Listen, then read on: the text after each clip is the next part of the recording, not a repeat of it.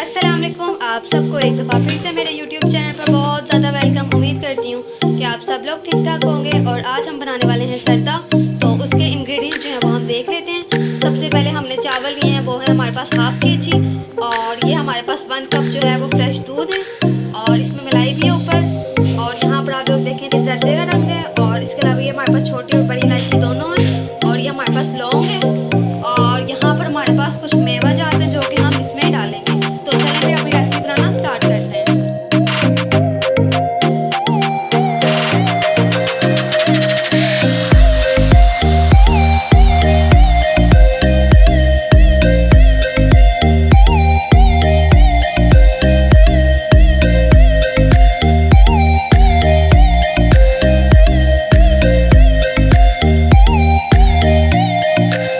हम चाश के लिए पानी गर्म कर रहे हैं और उसके अंदर हम डाल देंगे 2 गिलास